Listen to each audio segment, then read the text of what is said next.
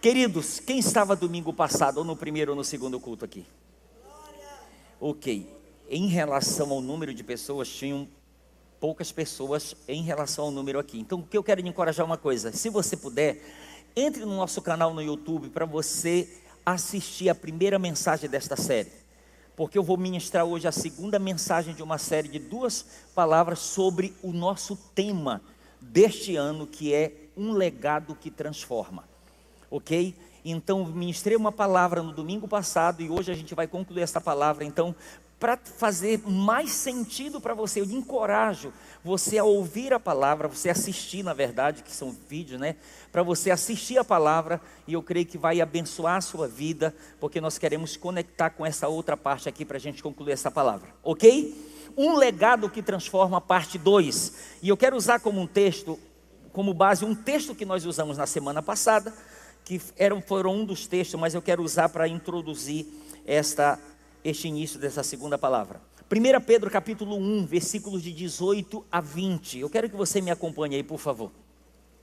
Sabendo que não foi mediante coisas corruptíveis como prata ou ouro, que fostes resgatados do vosso fútil procedimento que vossos pais vos legaram, mas pelo precioso sangue como de cordeiro sem defeito e sem mácula, o sangue de Cristo, conhecido com efeito antes da fundação do mundo, porém manifestado no fim dos tempos por amor de vós. Diga: Deus me ama muito. Diga: por amor, Ele fez coisas tremendas em favor da minha vida. Amém, queridos? Então você já sabe, o tema da nossa palavra é um legado que transforma, ok? Muito bem, esse texto, como eu te falei, nós vamos usar como base ele. E o texto, só para você pegar um pouco, conectar em relação à primeira palavra com essa agora.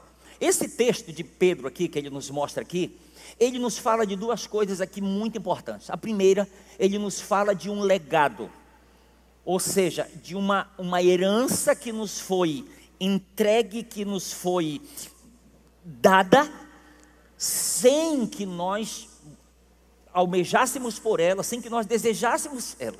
Porém, era uma herança má, porque a Bíblia fala que foi um fútil procedimento que nossos pais nos legaram.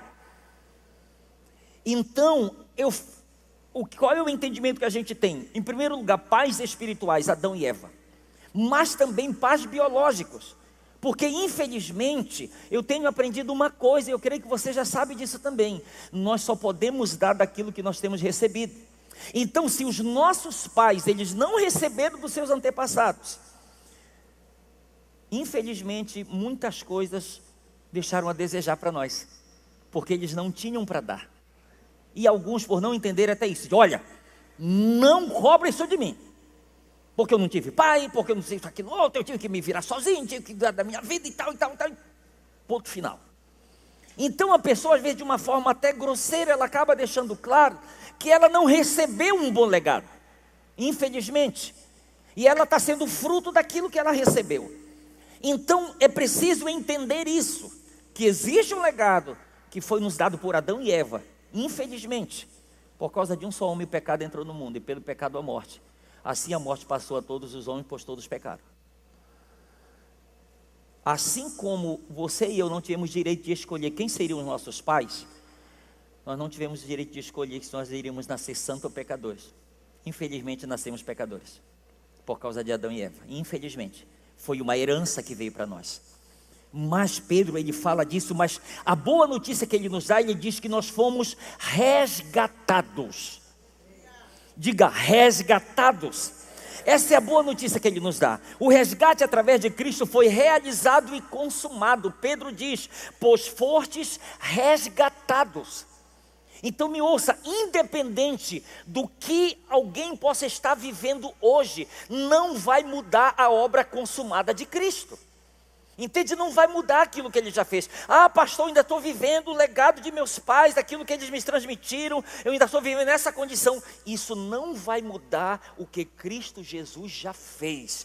Pedro diz: vocês foram resgatados, vocês receberam esse legado, mas foi pelo precioso sangue de Cristo que esse resgate foi pago. Amém, queridos? Então, no grego, uma das palavras no grego para resgate é lutron, que significa resgatar, redimir, libertar pelo pagamento de um preço. Então, quando Pedro diz, vocês foram resgatados, ele está dizendo, alguém se dispôs para pagar o preço do seu resgate que você mesmo não podia pagar. E esse alguém quem foi, Pedro? Jesus Cristo, Filho unigênito de Deus. Ele pagou o preço. Como que ele pagou? Com a sua própria vida, derramando o seu próprio sangue. Ele nos substituiu. A dívida era nossa. Ele pega e diz, olha, ele não pode pagar, ele não tem como pagar, eu vou pagar por ele. Isso é motivo para agradecer ou não, gente? Alguém tem motivo para agradecer por causa disso? Você entende? Eu não podia pagar. O pastor Júnior leu o texto aqui, de Salmos. Lembra o que diz o texto? Que fala que o pagamento de uma alma para Deus é muito caro. E numa outra versão diz, todo esforço cessaria. Como não era possível ninguém pagar, Cristo, ele assume o nosso lugar. Ele assume o nosso lugar para pagar este preço tão alto. E escute, diante desta verdade, tem algo que eu quero transmitir para você. Preste atenção nessa frase. Diante desta verdade que eu acabei de lhe falar, a nossa ascendência não deve determinar quem somos a partir deste resgate. Vou repetir, a nossa ascendência não deve determinar quem somos a partir deste resgate. Eu estou me referindo aos nossos antepassados, seja Adão e Eva, seja os nossos bisavós, sejam os nossos avós, sejam nossos pais. A nossa ascendência não deve determinar quem nós somos a partir do resgate que já foi feito, queridos. Porque senão nós podemos infelizmente até usar isso como uma desculpa. Ah, você sabe por que eu sou assim? Porque você não conhece a minha história, porque você não conhece os meus pais, porque você não sabe de onde eu vim, não sabe como foi a minha formação, você não conhece o meu histórico. Nós podemos usar isso como desculpa. Mas aí quando Pedro nos dá boa notícia dizendo, olha, o resgate já foi pago. Cristo comprou você com a própria vida dele. Olha aqui para mim. A minha avó teve 3 filhos. Ela faleceu quando eu tinha 10 anos de idade. Eu não me lembro do meu avô. Não sei quem foi o meu avô. A minha mãe teve 6 filhos, um de cada pai. A minha irmã teve 5 filhos, 4 pais diferentes. Se eu, Elcio, ao invés de me casar, eu tivesse me ajuntado com alguém, me amigado com alguém, e desse relacionamento eu gerasse um filho, dessa forma, isso seria a coisa mais normal. Por quê, pastor?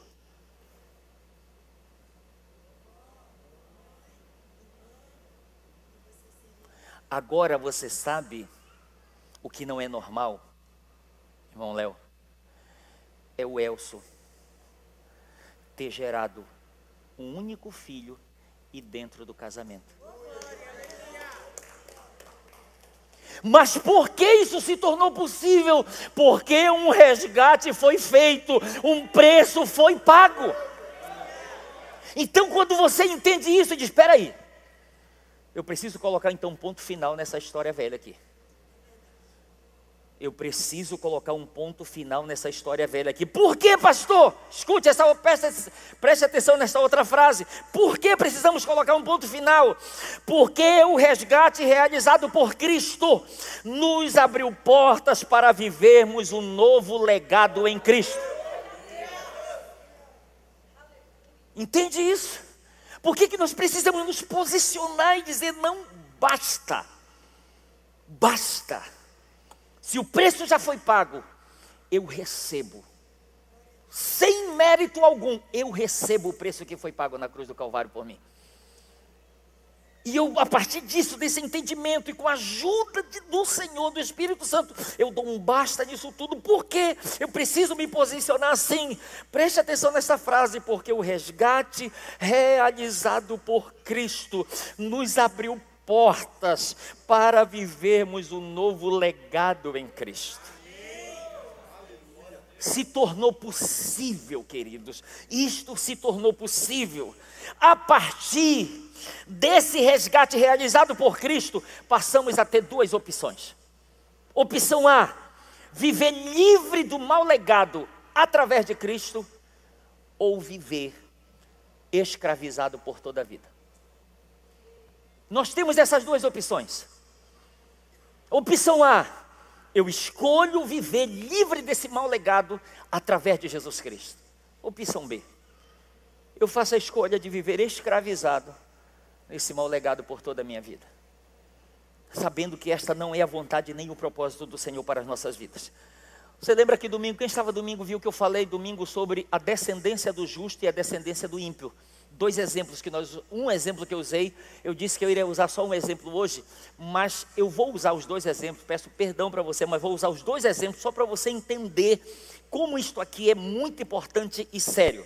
A descendência do justo, escute, justo. Existem dois tipos de justos.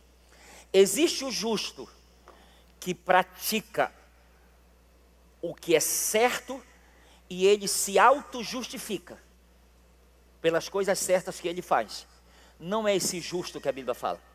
Existe o justo que foi justificado pelo sangue de Cristo.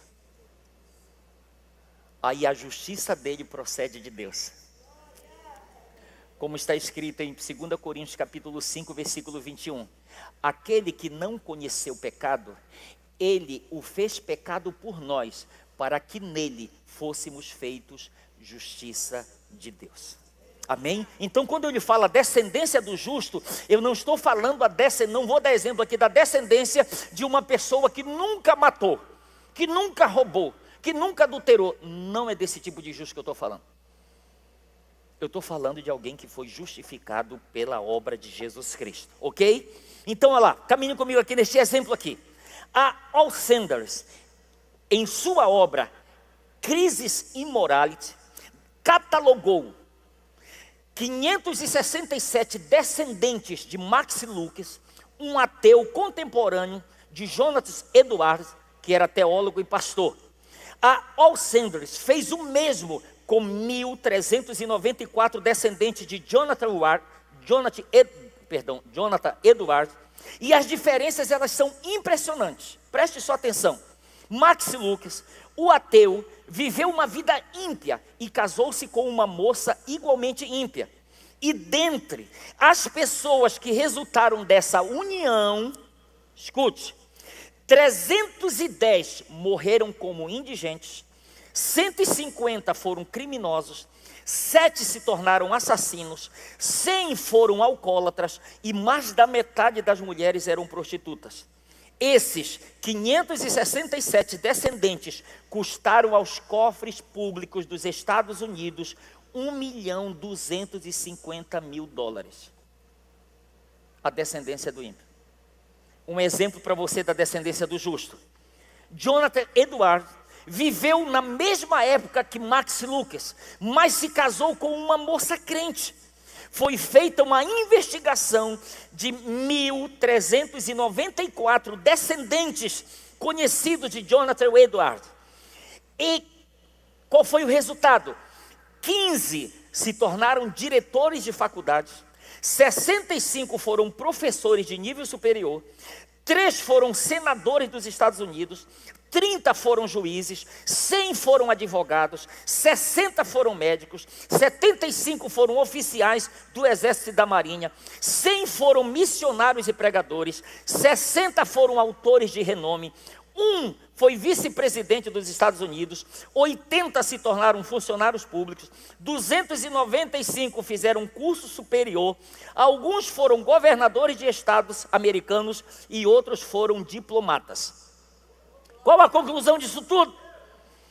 Os descendentes de Jonathan Edwards não custaram um centavo para os cofres públicos dos Estados Unidos.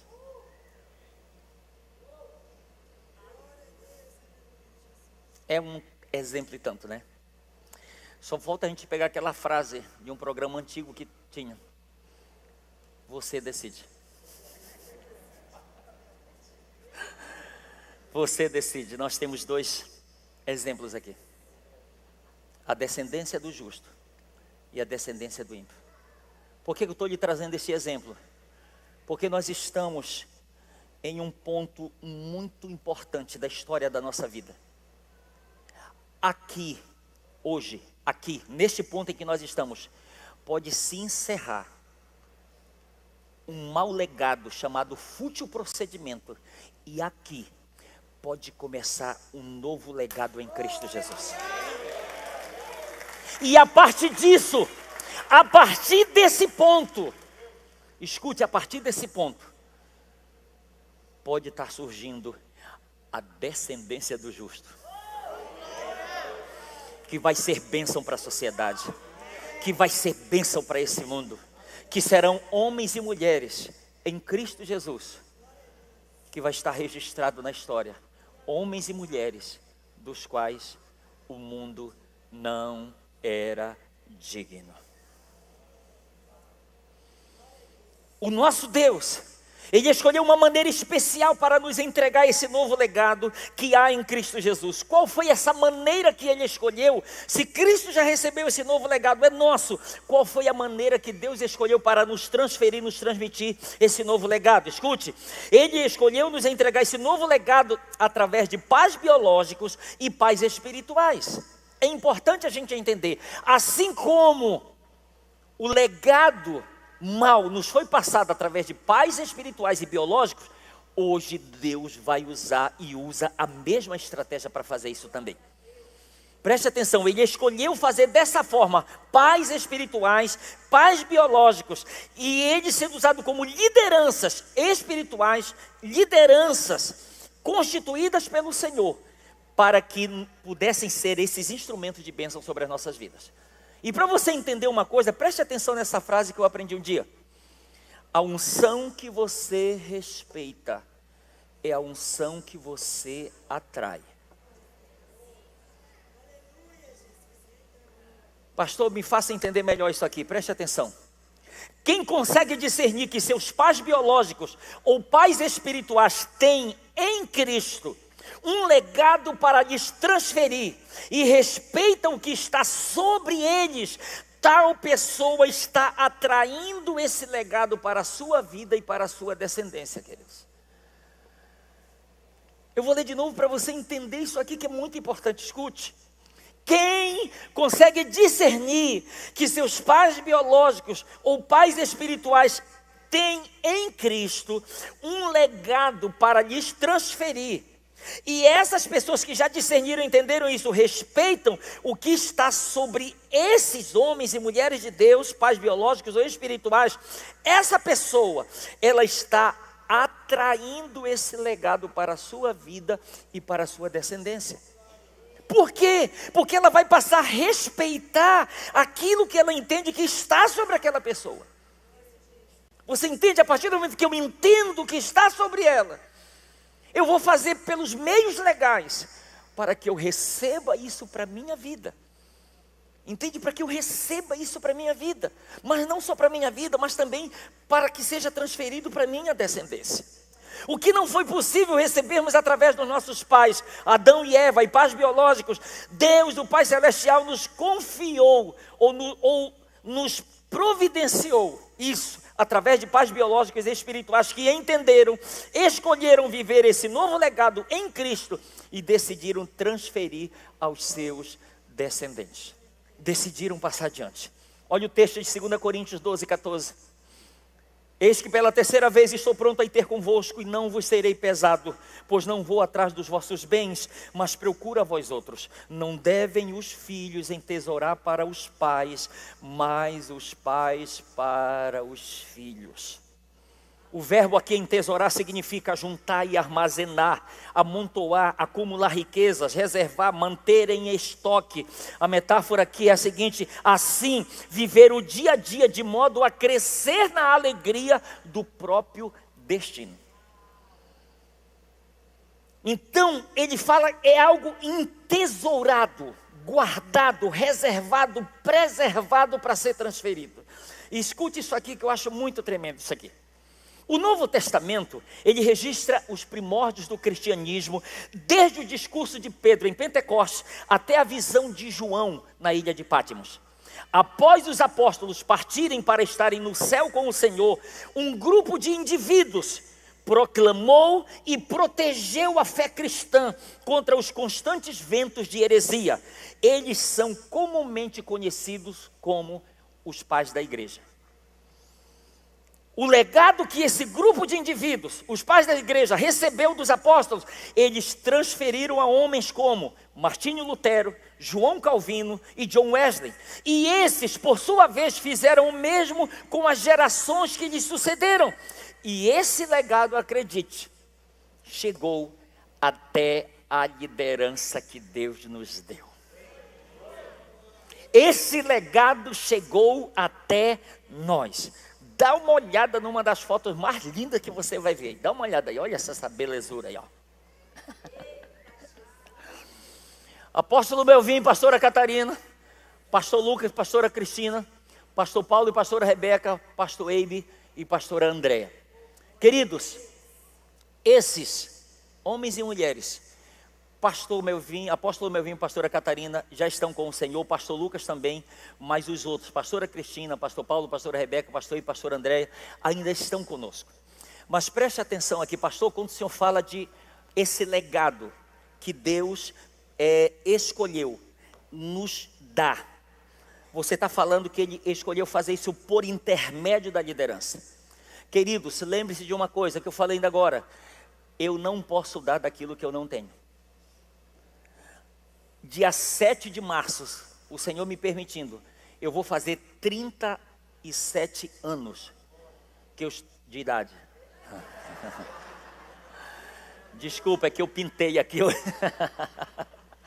Eu vou fazer 37 anos que eu estou seguindo a Jesus. Na mesma igreja desde que eu me converti. E há 37 anos eu estou acompanhando os passos desse pessoal aqui. Então é tempo suficiente para dizer para vocês que eu os conheço e sei o legado que eles têm recebido de Cristo para nos transferir. Pastor, me dê exemplo do que você está falando. Escute, eu estou lhe falando de um legado, de uma liderança que ama ao Senhor e ama as vidas. Eu estou lhe falando de legado de uma liderança que não tem caso de divórcio nenhum. Eu estou lhe falando de legado de uma liderança que não tem, para a glória de Jesus, nenhum caso de adultério, de separação de família.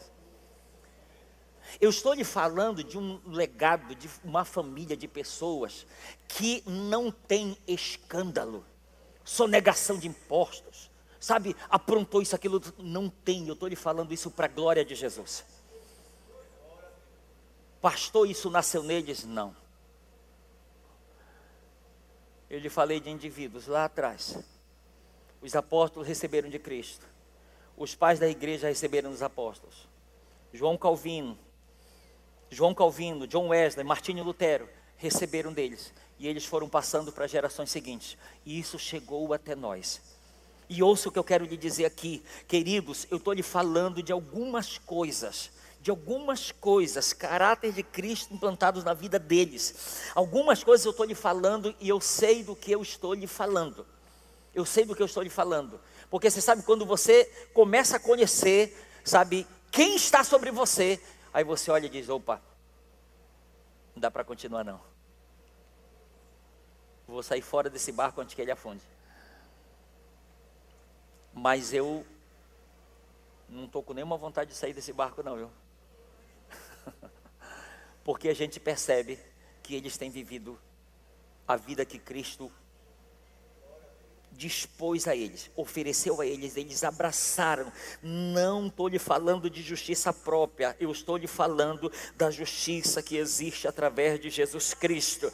E isto, todos os membros da Paz Church precisam conhecer qual é o legado que, pela graça de Jesus Cristo, a nossa igreja tem. Você precisa saber, conhecer mais. Queridos, ontem, dia 13, nós completamos 11 anos, como diz o bom paraense, que nós nos mudamos aqui para o Maranhão de malas e cuias. Ontem, completamos 11 anos que nós chegamos aqui. Glória a Deus por isso, glória a Deus, glória a Deus, glória a Deus. E deixa eu lhe dizer, você sabe uma coisa que me deixa muito feliz com isso? É que 11 anos eu acho que já é um tempo razoavelmente suficiente para alguém conhecer o outro, não é não? Mas será que esse pessoal veio lá do Pará, será que eles merecem confiança? Eu fico feliz, porque nós já estamos esses 11 anos aqui. E pessoas têm tido a oportunidade de nos conhecer. Mas eu quero lhe dizer que qualquer coisa que nós podemos ser, mesmo com as nossas limitações, não está em nós. Nós temos recebido de Cristo por intermédio de pessoas que Ele colocou sobre as nossas vidas. E quando você entende isso, que existe como que se fosse uma fonte jorrando e que pode lhe alcançar, independente de onde você estiver ou como você estiver, isso pode lhe alcançar. Você vai estar entendendo que é um legado que foi transferido e que tem passado para você. Esse legado, ele é conhecido também como, dentro da nossa denominação, princípios ou valores para a nossa igreja. E eu quero dizer para você, é importante que a igreja tenha valores bem estabelecidos e amplamente conhecidos internamente. E mais do que isso, que os membros acreditem e ajam de acordo com esses valores. Então eu quero lhe falar aqui, eu não vou me alongar, eu quero usar esses minutos aqui para lhe falar de 10 legados que nós temos recebido de Cristo por intermédio da nossa igreja. 10 legados ou princípios ou valores. Eu quero falar com você aqui, prometo que antes das 10 eu termino.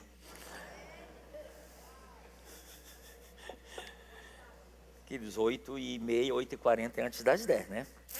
Então segura aí. Então pegue comigo aqui, eu vou lhe falar, não vou me alongar, eu quero dentro desse tempo aqui compartilhar isso com você. 10 princípios ou valores ou legados que nós temos recebido de Cristo por intermédio da nossa liderança. Vamos comigo aí. Primeiro legado: amar a Deus, nossa prioridade. Esse é o primeiro legado que nós temos recebido e nós percebemos o quanto eles amam ao Senhor. E esse amor nós entendemos que é uma resposta. João, ele escreve na sua primeira carta dizendo: nós amamos porque Ele nos amou primeiro. Então o nosso amor é como que uma resposta pelo amor recebido, gratuitamente. Então, queridos, primeiro legado, amar a Deus. Qual é a definição dessa prioridade, que é a nossa prioridade? É preferência, é oportunidade de acordo com a lei, que consiste em ultrapassar os demais, em frente ou passar em frente. Mateus capítulo 22, de 36 a 38, perguntaram: mestre, qual é o grande mandamento na lei? Respondeu-lhe Jesus: amarás o Senhor teu Deus de todo o teu coração, de toda a tua alma e de todo o teu entendimento. E ele conclui dizendo: este é o grande e primeiro mandamento. Nós existimos, queridos, para amar e adorar a Deus e viver em profunda intimidade com Ele. E acredite, sem este relacionamento, nada faz sentido. Se Deus ele não estiver em primeiro lugar, se Ele não for o nosso maior amor, as coisas não vão fazer sentido. Nós nos frustraremos por colocar expectativas e amor demasiado em cima de alguém que é tão limitado quanto nós. Mas é por isso que este é o primeiro e grande mandamento. O maior mandamento: amarás ao Senhor teu Deus de todo o teu coração, de toda a tua alma, com todo o teu entendimento e com todas as tuas forças. Este é o primeiro legado que nós temos recebido. Segundo legado que nós temos recebido: família. Família é a nossa essência. Por que devemos considerar a família como nossa essência? Porque Deus, o Criador, Deus que a criou, Ele criou ela com para que ela fosse fundamental, imprescindível e primordial para as nossas vidas. É bem verdade que o Senhor criou primeiro o homem e depois a mulher, mas está escrito que Ele os uniu, os abençoou e lhes ordenou: sede fecundos, ou seja, constituam família, pois é essencial para a sociedade e para o mundo. Deixa eu lhe dizer, isso aqui eu falo com todo respeito. Existem tantas opções hoje, da forma como cada um vai constituir a sua família. Nós respeitamos isso, mas nós não apenas valorizamos, mas nós acreditamos e nós pregamos o princípio bíblico, porque acreditamos em um Deus criacionista, e a família foi obra da criação dele, e ele instituiu dessa forma, porque ele entendia que a família era essencial, tanto para a sociedade como para o mundo de um modo geral. Para nós, porque o princípio que foi estabelecido em Gênesis capítulo 2, versículo 18, serve para todos nós. O que lá o Senhor diz: não é bom que o homem esteja só. Não é bom que o homem esteja só. Então é um princípio ali. Deus criou o homem para viver em sociedade. E na medida em que nós seguimos esse princípio e constituímos família, queridos, nós vamos estar vivendo esse propósito como família. Vamos estar sendo essencial, sendo bênção para a sociedade e bênção para o mundo. A família, criada por Deus, é o alicerce da sociedade e da igreja. Acreditamos que a família saudável é essencial para o bem-estar da humanidade. Devemos dar à família o seu devido valor. Amém? Devemos dar para a família o seu devido valor. Isto é tão importante isso aqui. E deixa eu falar para você, marido, homem, cadê os casados aqui? Levanta a mão, os homens casados, levanta a mão aqui. Esse glória foi forte, aleluia. Olha aqui para mim, deixa eu lhe falar uma coisa, escute. Homem, se você for procurar uma outra mulher, é muito fácil você encontrar. E que o inimigo vai dizer que ela é melhor do que essa com quem você vive. Mas a mesma coisa ele pode fazer com você, mulher. Se você não entender que aquilo que de fato Deus uniu, ninguém deve separar. Se você entender esse princípio, você vai dar o devido valor tanto para o casamento quanto para a família. Eu posso ouvir um amém da sua parte? Terceiro legado: amar as pessoas é a nossa paixão. Paixão é um sentimento intenso que possui a capacidade de alterar o comportamento e pensamentos dos seres humanos. Acreditamos que é exatamente isso que o Espírito Santo tem gerado em nossos corações. Somos completamente apaixonados por pessoas, pois acreditamos ser essa a principal forma de expressarmos o amor de Deus por elas. Que essa paixão nos leve a expressarmos o amor de Deus com palavras e ações para os outros em nome de Jesus. Amém, queridos? É isso que o apóstolo João ele nos fala. Na sua primeira carta, no capítulo 13, ele diz: filhinhos, não amemos só de língua ou de palavras, mas de fato e de verdade. De fato e de verdade. E eu quero lhe falar uma coisa: se você não vai com a minha cara, tire uma foto minha e coloque lá na sua casa, para você se acostumar comigo, porque eu vou morar eternamente no céu. E você vai morar comigo lá e vai me ver todo dia. Por isso se prepare, viu? Eu não vou com a cara do fulano.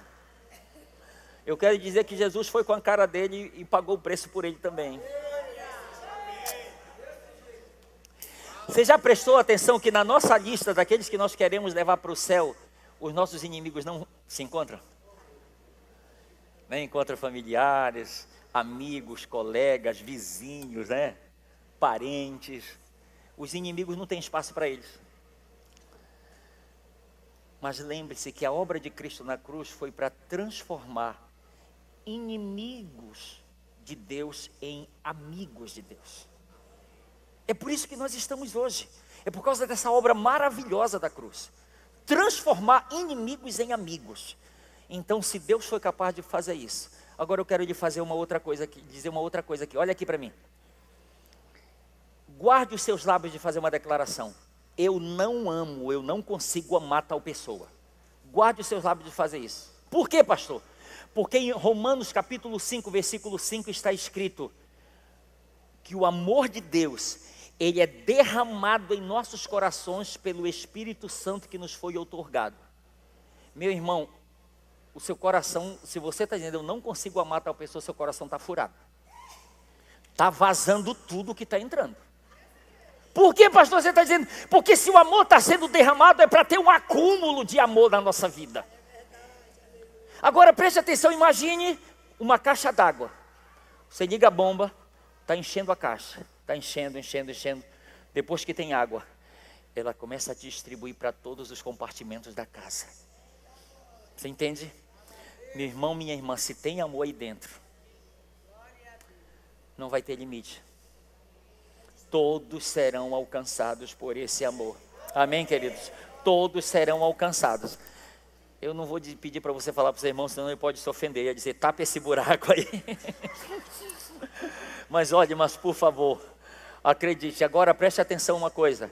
Se alguém diz de fato, eu não consigo amar, é porque ainda não recebeu desse amor ou não está recebendo dele. Porque a partir do momento em que recebe, passa a dar daquilo que recebe. Jesus Cristo disse, Mateus capítulo 10, versículo, se eu não me engano é o 8 ou 9, ele disse, de graça recebestes. Ficou pela metade esse negócio. De graça recebestes, de graça dai.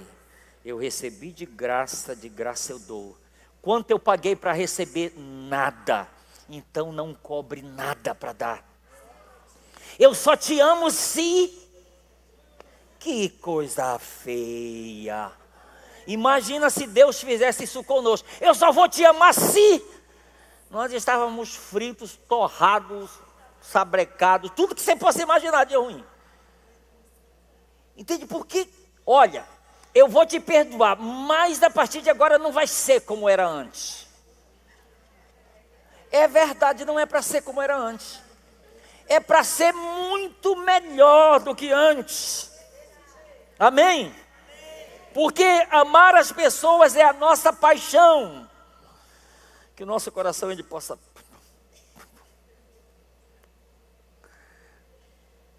Quarto legado, fazer discípulo, nossa missão. Nossa missão é obedecer a grande comissão, fazendo discípulos que verdadeiramente amam a Deus e as pessoas. Jesus nos deu exemplo, ele veio à terra fazer discípulos que amavam a Deus em primeiro lugar, e as pessoas ao ponto de alcançá-las com o Evangelho e transformá-las em discípulas de Cristo. Jesus foi ele quem disse, João capítulo 15, versículo 16, não foste vós que escolhestes a mim, pelo contrário, eu vos escolhi a vós outros e vos designei para que vades e deis fruto e o vosso fruto permaneça. Amém, queridos? Então, fazer discípulos é para ser a nossa missão. Ele nos confiou, e deixa eu lhe dizer uma coisa, a gente precisa corrigir uma fala. Eu já ouvi muitas pessoas falando, olha, nós estamos aqui para completar a obra que Jesus iniciou. Não, nós não estamos aqui para completar a obra.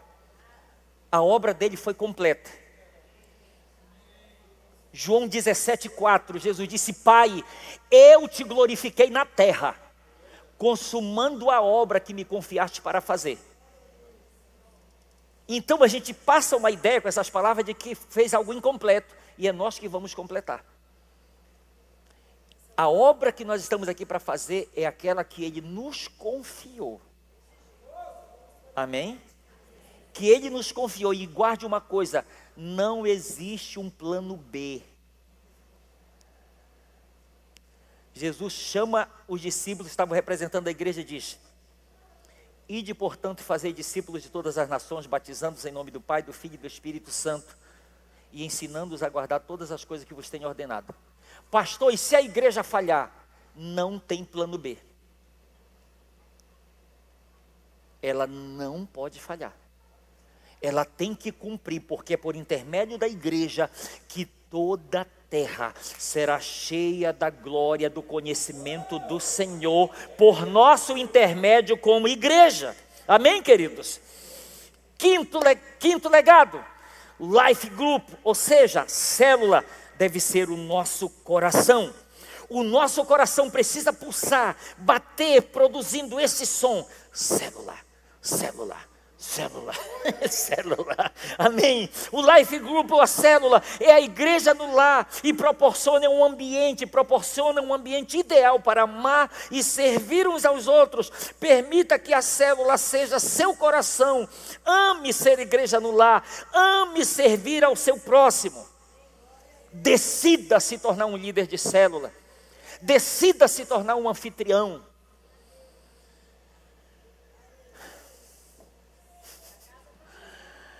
A nossa casa está chegando. Para quê?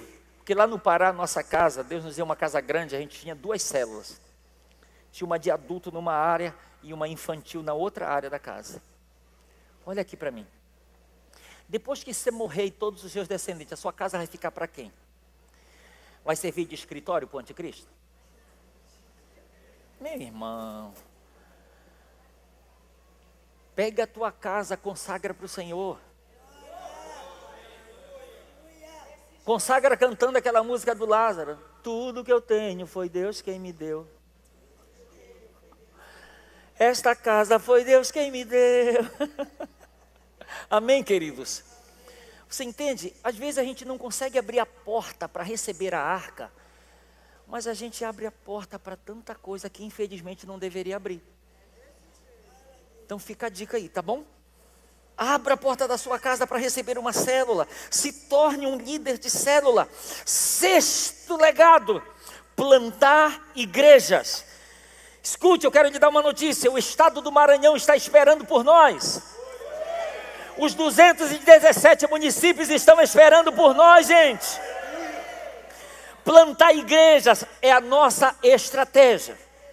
Plantar igrejas é a nossa estratégia.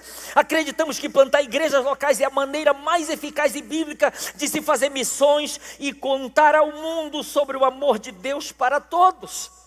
Esse propósito era visível na vida dos primeiros discípulos de Jesus Cristo. Olha o que está escrito, não tem esse texto aí, mas eu quero ler bem rápido. Atos 8:4. Entre mentes, os que foram dispersos iam por toda parte pregando a palavra. Atos 11:19-21. Então, os que foram dispersos por causa da tribulação que sobreveio a Estevão, se espalharam até a Fenícia, Chipre e Antioquia, não anunciando a ninguém a palavra, senão somente aos judeus. Alguns deles, porém, que eram de Chipre e de Cirene, e que foram até Antioquia, falavam também aos gregos, anunciando-lhes o evangelho do Senhor Jesus. A mão do Senhor estava com eles, e muitos crendo se converteram ao Senhor. Queridos, muitas igrejas, guarde isso aqui, muitas igrejas nos dias dos apóstolos, elas foram fundadas não pelos apóstolos. Porque quando você vai ver Atos capítulo 8, a partir do versículo 1, sabe o que você vai ver lá? Que por causa da perseguição, por causa da morte de Estevão, se desencadeou uma grande perseguição contra a igreja. E está escrito, todos foram dispersos, exceto os apóstolos. Então aquelas igrejas foram fundadas por irmãos comuns. Ah, essa missão é do pastor. Não, é do apóstolo. Irmãos comuns, que estavam fugindo, mas só como eu digo, o DNA já estava na veia deles. Eles estão fugindo para salvar a vida, mas eles têm um testemunho a dar. Eles têm um evangelho a pregar, eles têm discípulos a fazer, e é isso que eles vão fazendo na medida em que eles vão caminhando. Eles vão caminhando e vão fazendo isso. Através das células existe evangelismo, trabalho social, outras reuniões de comunhão, tem os cultos. Nós podemos de muitas formas plantar igrejas, e nós vamos fazer isso em nome de Jesus. Amém? Por favor, olhe para alguém, talvez essa pessoa vá até se espantar, diga, eu estou olhando para um plantador de igrejas. Alguém pode dizer amém aí por isso?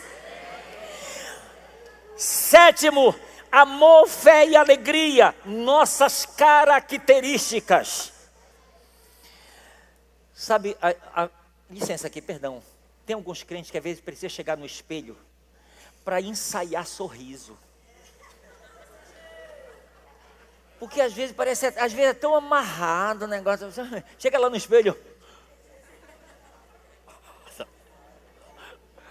Treina.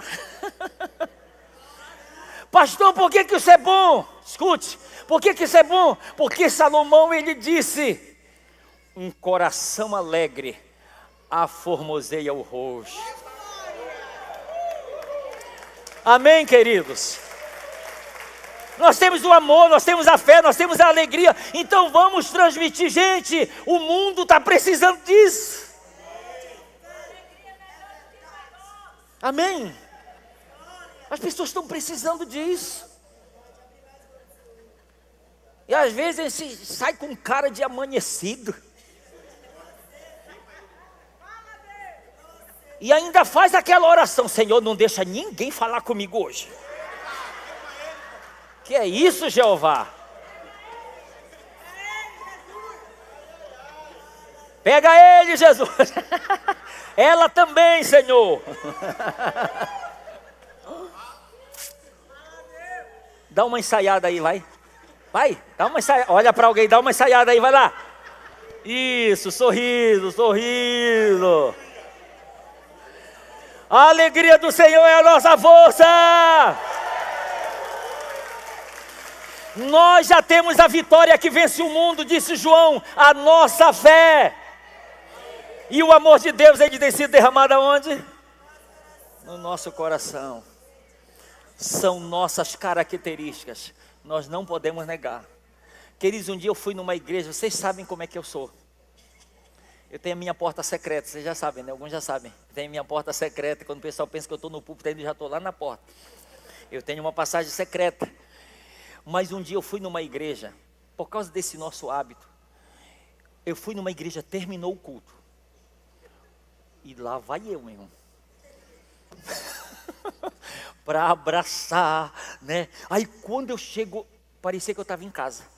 Quando eu chego, que eu fui da paz do Senhor, a pessoa, ela segurou assim. Me travou. Aí eu percebi que eu não estava em casa. Deus abençoe e faz. Eu respeito, pode ser a maneira, mas eu quero te dizer que você está na paz, Senhor. Amém? Acho que você já percebeu a alegria que há em nós, pela graça de Deus, o amor que há em nós e a fé que há em nós. Então por quê, pastor? Porque são nossas características. E não viver isso é estar negando aquilo que nós somos. Amém? Nós fomos alcançados pelo amor, sabendo disso pela fé, e por isso somos cheios de alegria. Vou repetir, fomos alcançados pelo amor, sabendo disso pela fé, e por isso somos cheios de alegria. Amém? Queremos essas atitudes em tudo que fizermos. A fonte do amor, da fé e da alegria já está dentro de cada um de nós, através do Espírito Santo. Agora escute, Tiago capítulo 3, versículos 11 e 12. Acaso pode a fonte jorrar do mesmo lugar o que é doce e o que é amargoso? Acaso, meus irmãos, pode a figueira produzir azeitonas ou a videira figos? Tampouco fonte de água salgada pode jorrar ou dar água doce. Significa que, escute, se permitirmos, fluirá do nosso interior o amor, a fé e a alegria como água que jorra de uma fonte saudável. Generosidade, oitavo legado, é nosso privilégio. Buscamos ser generosos com tudo que somos e temos, pois como nós expressamos, é uma forma de nós expressarmos esse amor por Deus e pelas pessoas. 2 Coríntios capítulo 9, versículos 9, 10 e 11. E Deus, que dá a semente para semear e o pão para comer, também dará a vocês todas as sementes que vocês precisam. Ele fará com que elas cresçam e deem uma grande colheita como resultado da generosidade de vocês. Ele fará com que vocês sejam sempre ricos, para que possam dar com generosidade. E assim muitos agradecerão a Deus a oferta que vocês estão mandando por meio de nós. Olha aqui para mim. Eu participei ontem de um evento e um pastor de Goiânia estava ministrando. E ele falou algo lá que me chamou a atenção. Ele disse o seguinte, disse, olha, Se toda vez que fala a respeito de dinheiro na igreja, você fica incomodado, ore para Deus para saber se você não tem problema com a avareza. Peguei aquilo. Porque olha aqui para mim, com todo respeito eu falo isso aqui sem querer ofender ninguém. Se eu aprendi pela palavra a ser dizimista, a ser ofertante, a sempre que possível, tendo condições, a ajudar o necessitado, a ajudar, sabe, com a marcha do amor, ajudar. Quando alguém me falar de finanças, eu estou de boa. Porque não tem problema com isso.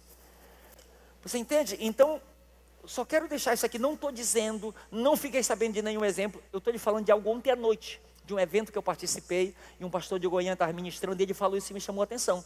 Se toda vez que for falar na igreja sobre finanças, isso incomodar você, ore para Deus, para saber se você não tem problema com a avareza. Tá bom? Vamos passar em frente?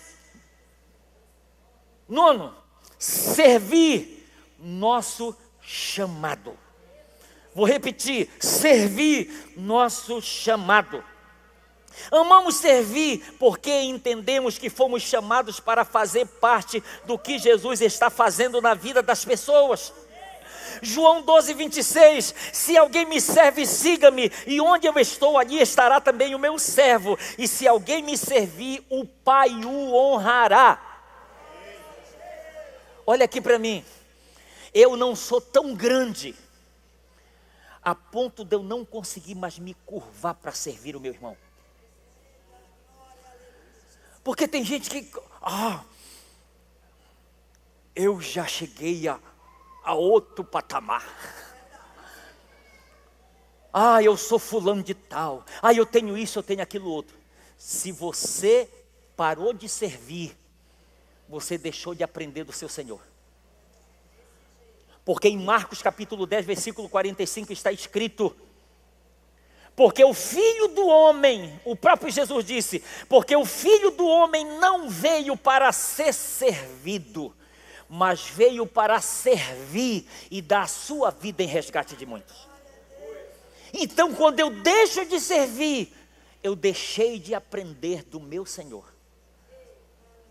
porque Ele abriu mão de sua glória para nos servir, para se tornar servo de todos nós. Então, independente de onde você chegar, tenha sempre um manto, tenha sempre um avental disponível. Puxa, eu estou tendo uma oportunidade de servir.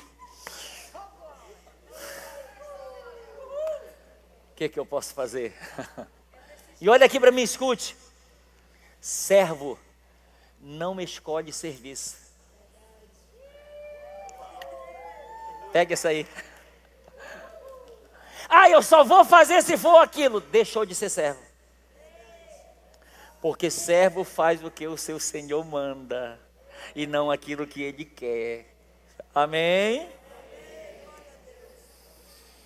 Jesus nos chama para servirmos juntos com Ele em todo lugar, em todo tempo e a todos que necessitam.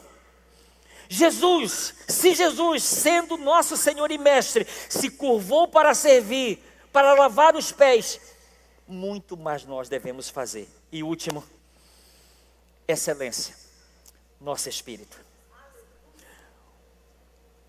O que é de qualidade superior ou acima da média?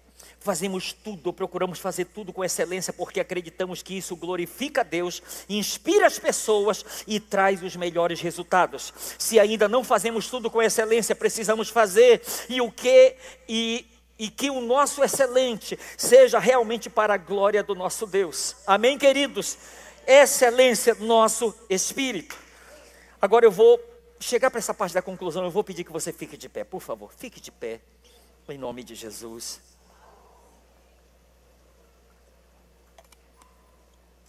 Escute isso que eu quero lhe falar. Eu vou pedir que você, por favor, não fale com ninguém ainda por um momento, por favor. Todos nós, escute, precisamos receber, amar e valorizar esse legado que nos tem sido dado. Vou repetir, todos nós precisamos receber, amar e valorizar esse legado que tem nos sido dado. Você sabe por quê? Você ouviu aquele ditado, né? Muitos só valorizam depois. Não deixe isso acontecer com você. Valorize agora. Valorize agora.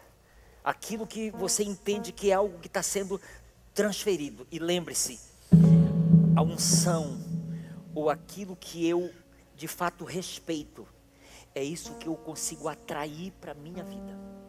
Eu consigo atrair para a minha vida e receber para a minha vida. Eu quero concluir com 2 textos aqui. Pode liberar para mim, por favor? Salmos 78, 3 e 4. O que ouvimos e aprendemos, e o que contaram nossos pais, não o encobriremos a seus filhos. Contaremos à vindoura geração os louvores do Senhor, e o seu poder e as maravilhas que fez. O que ele está dizendo? Você e eu tivemos o privilégio de receber algumas coisas. Nós não podemos ficar conosco. Nós não podemos ficar só conosco isso. 2 Timóteo capítulo 2, versículo 2.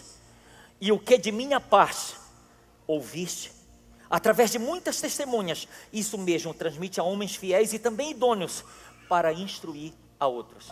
Olha aqui para mim, só nesse versículo aqui há 4 gerações envolvidas. Olha aqui, olha, qual é a primeira geração? É a de Paulo. E o que de minha parte ouviste? Ele está dizendo, Timóteo, você ouviu de mim. De minha parte ouviste, Timóteo, o que de minha parte ouviste? Eu te falei, você ouviu. Ele diz isso mesmo. 3ª geração, transmite a homens fiéis e também idôneos. 4ª geração, para que possa instruir a outros. Você sabe o que ele está dizendo? Você tem a responsabilidade de viver e passar em frente àquilo que você recebeu. Nós não podemos ficar só para nós. Mas agora olha o que Paulo diz. 1 Coríntios capítulo 11, versículo 23. Paulo diz assim: eu vos entreguei o que também recebi.